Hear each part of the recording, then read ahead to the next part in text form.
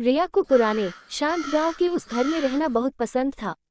College की छुट्टियों में वह अक्सर वहां आकर अकेले वक्त बिताती थी। घर बड़ा था, लकड़ी की सीढ़ियां और दीवारों पर पुराने आईने टंगे थे। एक रात बिजली चली गई। रिया ने मोमबत्ती जलाए और कमरे में बैठकर किताब पढ़ने लगी। तभी उसे लगा जैसे कोई उसके पीछे खड़ा है। उसने पलटकर देखा, वहां कोई नहीं था। वह मुस्कुराई, शायद मेरा वहम है। लेकिन जैसे ही उसने सामने रखे आईने में नजर डाली, आईने में उसकी परछाई मुस्कुरा नहीं रही थी। रिया के हाथ से मोमबत्ती गिर गई। कमरे में अंधेरा छा गया। वह घबराकर टॉर्च ढूंढने लगी। टॉर्च की हल्की रोशनी में आईना झिलमिलाया और उसमें रिया की परछाई धीरे धीरे हिलने लगी, जबकि रिया खुद बिल्कुल स्थिर खड़ी थी। उसकी सांसें तेज हो गईं। उसने बुदबुदाया, ये क्या है? कौन है वहां? आईने की रिया बोली, तू मैं नहीं है, मैं असली रिया हूँ। उसकी आवाज आईने से आई थी, लेकिन कमरे में गूंज उठी।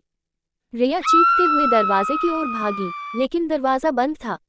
उसने पूरा जोर लगाया, दरवाजा हिला तक नहीं।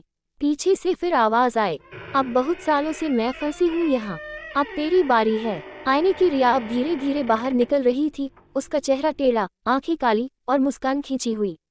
रिया पीछे हटते हुए दीवार से लग गई। आईना अचानक टूट गया। टुकड़ों में वही डरावना चेहरा बिखर गया। एक कांच का टुकड़ा रिया के पैर के पास गिरा और उसमें अब भी वही दूसरी रिया मुस्कुरा रही थी। अगली सुबह गांव वालों ने सुना, पुराने घर से किसी लड़की की चीख आई थी। लेकिन जब वे पहुंचे, कमरा खाली था।